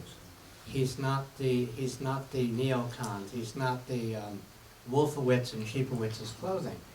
And so the point is that these people, and people that I know, are going, why are you voting for Donald Trump? How could you, don't you see?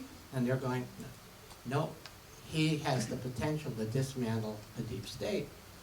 Now, of course, he's now turned the other way. He's, the neocons, blah, blah, blah. But he woke up a lot of people. They know exactly everything you said about the prison industrial complex. There's conservative activists who work very, very hard to prevent attacking Iran, along with the progressives. So there's already a movement of people who understand, who are, they're more like Ron Paul than Rand Paul. Robert Steele, in this little wonderful audio interview, he's talking about a coalition of, he's been working with Cynthia McKinney, and I would say he's coming from the right, but he believes in truth and reconciliation. He's a really interesting character. And so the point is that there is a tremendous potential that wouldn't have been there with Hillary, because we would have fallen back into this apathy. More people now are willing to have the veils lifted on these things. And I'll send Lori Grace the info on Robert Steele. But I think you'll find that he speaks more truth than most people can handle. Thank you very much. Oh. I mean, that's the impression I got from Alex Jones. And This guy's way better than Alex. better than Alex Was Jones, he the okay. one that was Alex Jones is a little obnoxious. Trump and- Come on. Just I don't know. He's, Is it a conservative? Okay, you're having too many show? conversations. no, he doesn't have a show. He's You're You're It's having not- too many it's not- conversations. I just have a brief statement. Can you come up? No, I just a brief statement. Well, then we'll have to Then- repeat your yeah. sentence. Say again? Well, repeat the If it's question. a We'll short repeat. question, we Go can ahead. repeat it. Okay, short statement.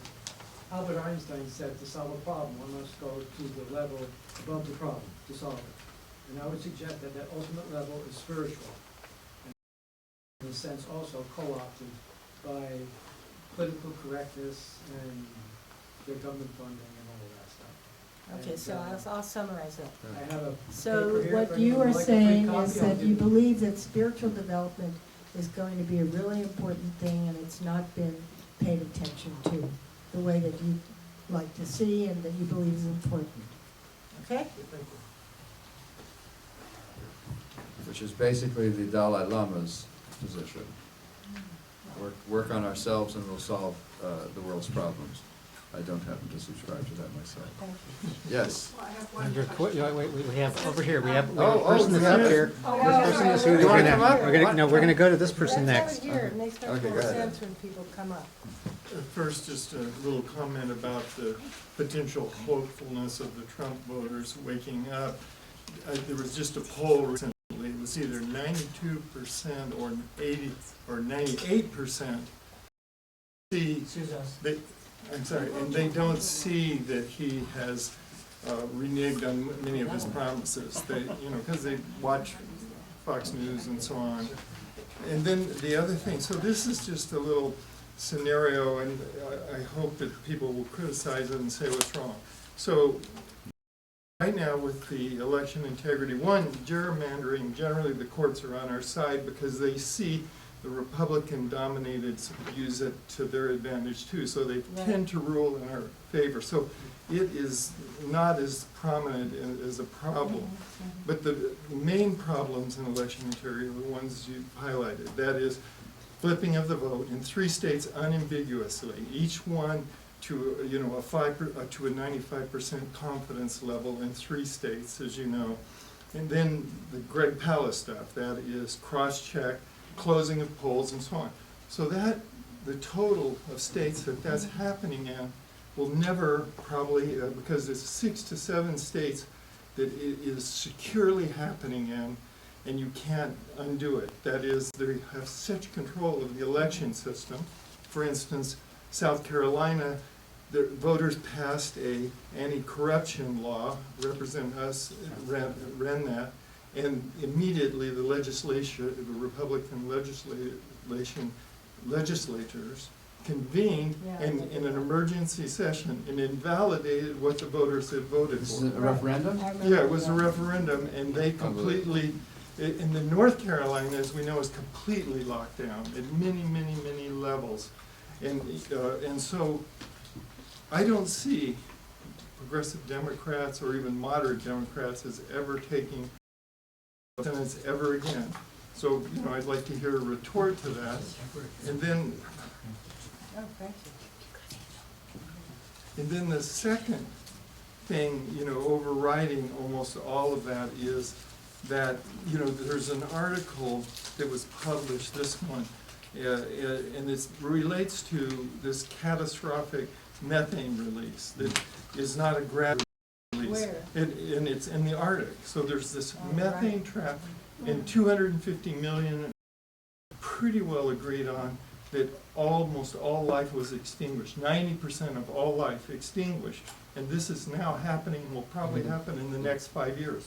We're Permian Jurassic. Yeah, the methane is trapped in no, it's not permanent for us. It's the methane that's trapped in the Arctic ice, and it is now starting to release, and it will release in a non-gradual way, this peer-reviewed paper says. Then it was critiqued by a lot of climate scientists, even though these are the expert climate scientists on that methane. And then The Guardian did a great job of showing why, no, those climate scientists are right about the methane release, and that the criticisms of them were not by substantial climate scientists on methane release. So we might all be dead, but Trump won't be dead. They have the military at their disposal. They can fly anywhere. There's certain places on the planet that won't be a subject to this, so this cadre, of the elite military will probably escape this, and they will, take resources as needed. So this is, tell me why it isn't likely to happen. Why is it that we're going to be able to overcome these 7 swing states or so that are completely captured and totally corrupt, non-democratic, and then why, there's no mention of the major media about this methane release. It is, it's in peer-reviewed journals and everything. What is It the gets source? much What is the publicity. source of that methane Very article? good answer. But you could see the thing that's more parsable, that is the thing that Damar Jamal wrote for Truth Out about the peer-reviewed journal. The peer-reviewed journal, you have to be a pretty heavy-duty scientist to wade through that. But it's basically, if you Google release of Arctic methane may be apocalyptic, studies warns, if you. Where is it? Joel, I'm gonna recommend that you close the program. The journal is mentioned in here. Well, there was a woman Outside who wanted Fairbanks to ask, election. you wanted to say something or ask a question? It's just opening a new can of Yeah, worms. this is, I'm this, just yeah. curious how, if the deep state is operating in like the UK and France. Or is it a worldwide phenomenon? This is an interesting question. Is the deep state operating elsewhere than in the United States, especially in Western democracies? First of all, the concept of the deep state comes from democracies such as France and Germany, less so in Great Britain, are a little more insulated from deep state power because they have active labor movements. And then France has a multiple party system which helps protect it. Because, for example, the two main parties lost in this last election. And then this party running, what's his name? Macron? Mélenchon is a left wing. No, okay, I'm sorry, I'm getting, what, the guy who won is Macron, M-A-C-R-O-N? I think aren't they in the runoff? Le Pen? With Le Pen, yeah. Macron. Yeah, okay. So his party, how old is his party? 2 years old.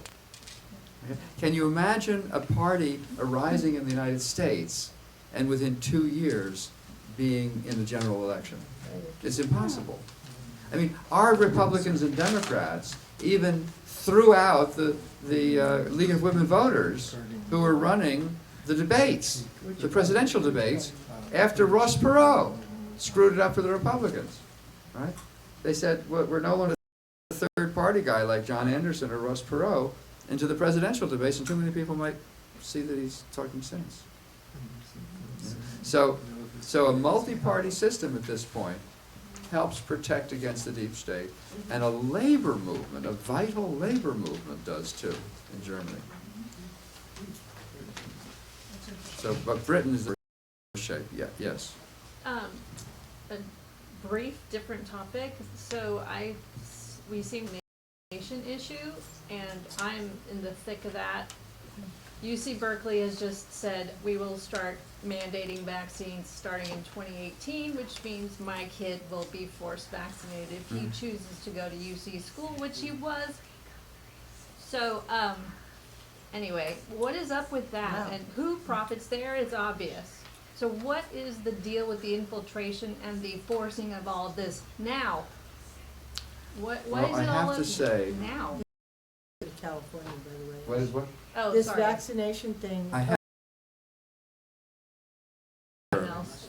However, Bonnie Faulkner insisted on sending me the book on it. Faulkner is? No. Guns and She's the host of Guns and Butter on KPFA at 1 o'clock on Wednesdays. I love Bonnie Faulkner. So I should read that. And she said, I said, well, wait a second, haven't we eliminated all these dread diseases with generalized vaccination? There's chicken pox and measles and so forth, the diseases that when I was a child everyone had to have at some point. And she says, there are dozens of vaccines that are mandated. Yes. And that the drug companies are really making a lot of money on this. And it's a much bigger issue than you think. Because I've had a professor of public health say, oh, these anti-vaccine people, they're in the dark ages. And Bonnie said, there's much more to it. And she sent me the book, but I haven't read it yet. They're usually parents with damaged children, and they're very intelligent, and they've done a ton of research. But there is documentation on this, and there's a book. It's called The Truth. Something. The word truth is in the book. Was it? Well, there's a Truth about wonderful vaccines. video series called The Truth About Vaccination. Okay. That was Online. just rebroadcast. But And that opened my eyes. Yeah, if Bonnie Faulkner says, inform thyself, I do. Good, good, I'm glad she's on it. Right. Anything else? Oh yes, I love it.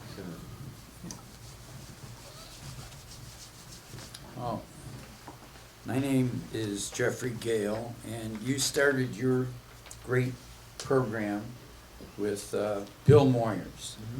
Bill Moyers endorsed my book on the cover, which is out in a new printing called The Media as Power Brokers in Presidential Elections. And thanks to the great work of Lori Grace and you and Palast and a lot of people, I believe that we can take back the night, I'd like to say. I had a private meeting with U.S. Senator Bernie Sanders after he spoke at Dominican, and I think everyone should read his book, Our Revolution. That we, the people, have the power. We don't want to give our power away to President Trump.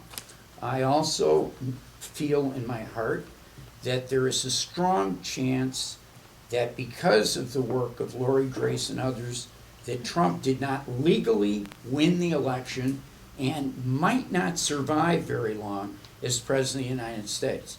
The people in this room are the people I really, for a long time, about deceit in elections. And finally, I'm going to conclude with the fact that I.F. Stone was my mentor when I did my book, and he once spoke at College of Marin in 100-degree heat. There was a standing room only crowd in the summer, and he was asked one question. I happened to have a chance to ask him. I said, Mr. Stone, I said, if you were elected President of the United States, what would be the first 3 executive orders that you would sign that afternoon? He said, Mr. Gale, number 1, I would abolish the Central Intelligence Agency. Number 2, I would abolish the FBI. And number 3, I'd abolish the IRS. People stood up and applauded for 12 minutes. He showed me that journalists like I.F. Stone, journalists like Norman Solomon, Jeff Cohn, Bill Moyers, I can go down the list. I've been a journalist for 51 years, and I honor the work that you're doing, and most of the people in this room, to what I'm talking about. We're not going to give our power away to Mr. Trump. Well, thank you for that ringing endorsement, Jeffrey. Well, yes, and the question is, where are the pressure points? What is going to yield to us? But, oh, and by the way, it was said that the CIA supported Hillary and the FBI supported Trump. All right, thank you very much. Yes, yes. Oh, come up. Can you have a pass to the front? You can repeat my question. All right. Which is, what we will see a coup occur in this country in the next months or years? You see, what are the chances that we'll see a coup in this country in the next month or year? See, I believe that because of the deep state, the coup's already happened. Yeah, I think so too. And what we need is a reversal, and it has to be nonviolent. You see? I mean, when I was in high school, I read the book It Can't Happen Here by Sinclair Lewis, about a character based on Huey Long called Rosalius Winthrop. And, you know, he's a demagogue. He took Long and his demagoguery in Louisiana, where I lived for 27 years, and he applied it nationally, and Trump uses those same techniques. No, I don't think that we will have a coup.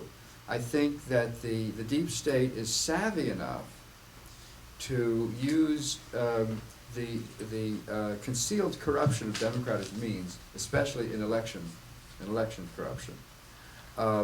Now, we're seeing, as Lori pointed out, the more and more blatant refusal to go along with questioning violations. They insist on their violations to the point of absurdity. And now we need courageous journalists to point this out, and people to sue them in court, and hearings to be had in legislatures and in Congress, but we don't have that. Laws are only as good as their, and we have to demand it. Now, politicians, oh, there's something interesting. Politicians are sensitive to public pressure. And the most effective pressure is to call them. I mean, I love to write my senators and congressmen emails, but it's better to call some kid, you know, some aide who's in his 20s or her 20s will answer the phone, and you will register. You say what your zip code is, and it's registered, and they know for everyone who calls. So call them. All right. So I don't think we're going to have a coup. It would be delegitimized right away, because we have these strong democratic traditions. What they do is they manipulate and they do secret things. Yeah. You can repeat, will they ever get to the bottom of it? Of the deep state? Will they ever? No, the Russia thing, and it seems like everybody who gets close, either family gets threatened or they quit or whatever it is, and no investigations are moving forward. I'm wondering, given the deep state, will they ever get to the bottom and impeach? Well, I think the Russian thing is insisted upon. I'm so tired of hearing the Russians, and them these accusations. Know that and this is one of the things that came out in the Vault 7. The CIA has the technology to make it look like somebody else broke into. Yeah, that's right. They can, because every violation of a code or a secret method has a signature, and they know the signatures. And Assange published all these things, so that's all out. No, we have. I don't know if we have CIA operations, but we certainly have this cross-check thing.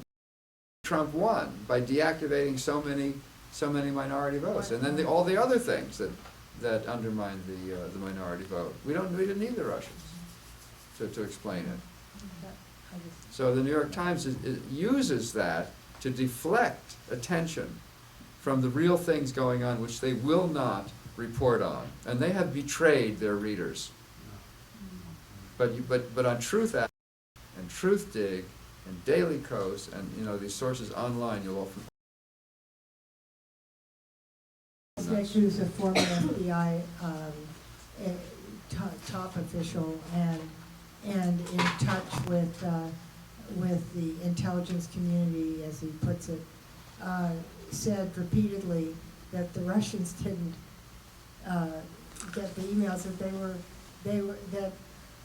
that people within the FBI were very angry at Hillary for using a private server, because in so doing, and they were very angry, and they had also heard about some pedophilia possibilities. And so they actually got the emails and gave it to Julian Assange, okay? And Stephen Peisnick, who you can look up right in Wikipedia, very, very distinguished person involved with the intelligence community for a very long time. He's an MD, PhD, psychiatrist in political propaganda and all that sort of thing. Said, the Russians didn't get the emails, we provided them. Your assignment is to go home and look up on Wikipedia and on YouTube these authors, the other people I've mentioned. Look up Vault 7. I just looked it up today. Vault 7. That was the WikiLeaks revelation of March 7th of this year. It is huge, and he really delivers the goods on all this surveillance. It's totally illegitimate surveillance. In complete violation of the Fourth Amendment. What happened to the Constitution? Oh, one other thing. Our president swears allegiance to the Constitution, not to defend and protect the country. What's the significance of this? It means that someone can say, well, in the interests of preserving this country, I am suspending the Constitution, I'm suspending rights, I'm suspending habeas corpus. Can't do that. Even in periods of stress and war, they have to remain faithful to the Constitution. This is the genius of our founding fathers. Imagine, you have to remain faithful to a document. Country. It's pretty good, huh? It would be nice, but I 2012 when Obama suspended habeas corpus, and Roosevelt did it too, by the way. Yeah, and part of the war on terror, and so I'm not so clear about their commitment to the Constitution. So anyway, we're actually just past 10 right now. Oh, look at that. And you all stayed a long time, and you handled all this fairly distressing material. And there are things you can do, and, you know, speak to your senators and Congress people, and bring forward the idea of upgrading election systems, support the preservation of ballot images. And then the other thing that I didn't say to you is, through the Institute, we are reinstituting, celebrating election officials and secretaries of state that support election integrity. So we're celebrating the good guys. Nobody's done that particular one. Everybody's going after the bad guys. So we're going to celebrate the good guys. Because, you know, it's inspiring. We're going to make supporting election integrity for secretaries of state and election and supports their own quality of life and promotes their longevity. You know, because some people really value that, you know, even more than money. Good. Quality of life, huh? Okay. Thanks very much. All It's a- right, it's a thank you, thrill everybody. to- Thank you.